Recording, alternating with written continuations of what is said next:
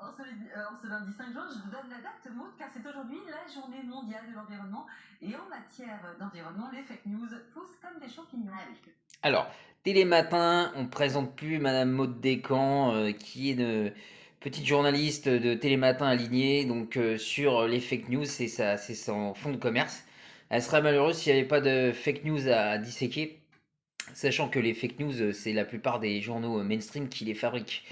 On va parler aujourd'hui du GIEC, c'est intéressant sur la conspiration et sur le fait que vous allez voir, il y a de moins en moins de gens qui gobent tout cru ce que les journalistes télévision mainstream racontent. Dire qu'il y a du boulot, alors c'est marrant parce qu'avec le domaine de la santé, l'environnement, c'est sûrement une des thématiques sur lesquelles il y a le plus de fake news en ce moment sur les réseaux sociaux. Les climato-sceptiques ont envahi Twitter et parmi ces climato-sceptiques, en fait, on retrouve beaucoup d'antivax qui dénonçaient pendant le Covid la dictature sanitaire et qui aujourd'hui eh bien, dénoncent une dictature climatique. Voilà, alors il faut bien noter que quand on n'est pas d'accord avec ce que racontent les journalistes télé, c'est-à-dire que les journalistes télé racontent en grande partie n'importe quoi et qui ne présentent pas les faits, ils vont faire une réduction ad litterum, c'est-à-dire ils vont réduire au diable à tous les gens qui sont pas d'accord, c'est-à-dire les anti-vaccins, les anti-réchauffement climatique, les anti-guerre, voilà, ils sont tous mis dans le même panier.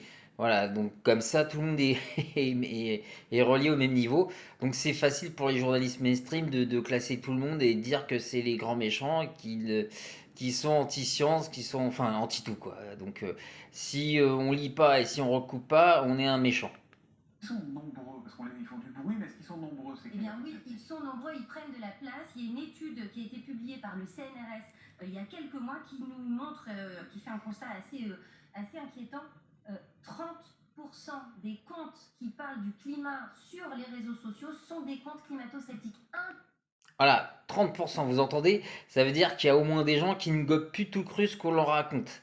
Donc c'est quand on traite les gens de climato-sceptiques, c'est-à-dire c'est des gens qui vont quand même vérifier et qui vont analyser, qui vont pas être bêtement là à regarder la télé, mode décor, à raconter des histoires sans source. Parce que je rappelle que le point fort de Télématin quand même, ce sont des gens, des journalistes qui vous racontent des inepties à longueur de journée, ils ne vous donnent pas les sources et ils vous disent pas, ils vous définissent pas les choses et ils vont dire que ceux qui ne sont pas d'accord sont climato-sceptiques ou sont sceptiques ou complotistes. Voilà. 30%, voilà, en fait, ils reconnaissent maintenant, ils commencent à avoir peur. Donc, Maud Descamps reconnaît qu'il y a de moins en moins de gens qui commencent à croire leurs inepties. Intéressant.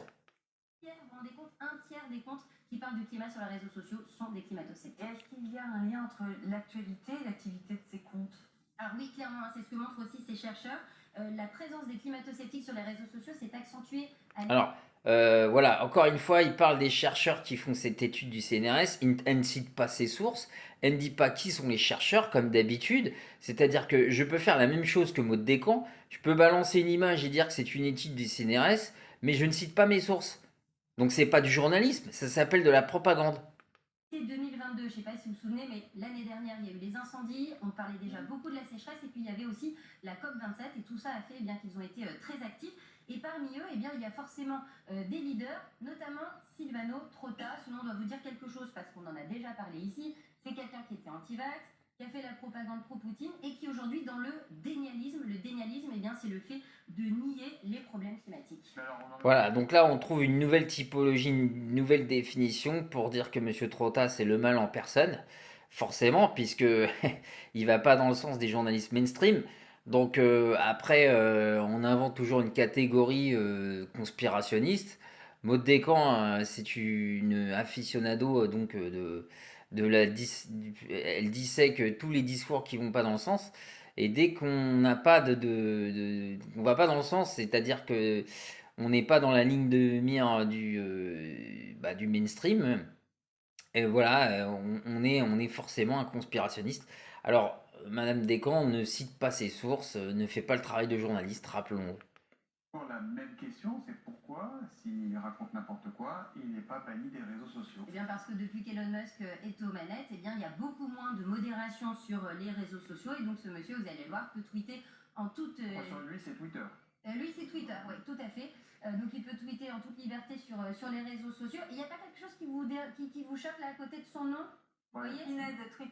le badge bleu, surtout, Ouais, c'est ça. ne veut plus rien Et dire. bien justement, c'est On ça l'achète le maintenant, souci, le badge c'est bleu. que ce monsieur a le badge bleu, donc ça veut dire qu'il a payé pour être mis en avant. Et voyez ce monsieur François Gémen.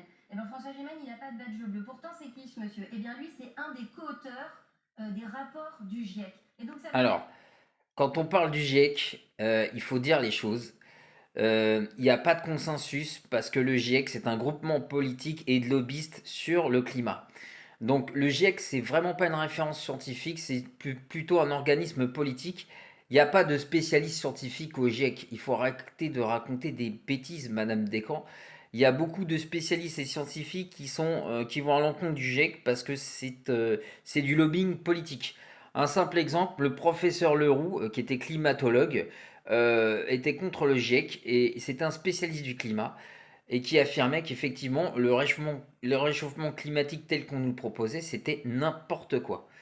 Voilà, donc c'est pas une référence le GIEC. Ça veut dire qu'on a d'un côté Silvano Trotta qui paye pour avoir son badge bleu, ça veut dire que ses contenus à lui vont être mis en avant par la plateforme, et en face, on a un chercheur du GIEC qui est un spécialiste du C'est vrai que climat. pendant longtemps, le badge bleu a crédibilisé les intervenants. avant, Donc forcément, là, c'est un front renversé. Voilà, et ce qui veut dire qu'aujourd'hui, on ne sait plus qui croire quand on va sur Twitter. Alors, Voilà, donc Madame Maud Descamps, ça vous fait peur que les gens ils vérifient les choses, vous les traitez de complotistes, vous ne donnez jamais vos sources, vous dites que ceux qui ne sont pas d'accord avec vous sont des complotistes et forcément ils disent n'importe quoi, mais quand on cherche effectivement ce qu'est le GIEC, moi j'invite tout le monde à vérifier ce que c'est que cette organisation plutôt mafieuse et lobbyiste voilà, corrompue. Faut savoir que tous les grands groupes pétroliers sont affiliés au GIEC et la plupart des hommes politiques aussi. Il n'y a pas beaucoup en fait de scientifiques réellement spécialistes du climat qui sont dans le GIEC. C'est une organisation fourre-tout. Et il faut savoir que le professeur Leroux et bien d'autres n'étaient pas affiliés au GIEC. Donc encore une fois, on voit que finalement, il y a une reconnaissance quand même sur le fait que 30% des gens vérifient et ne gobent plus tout cru ce que disent les journalistes mainstream. C'est quand même une bonne nouvelle.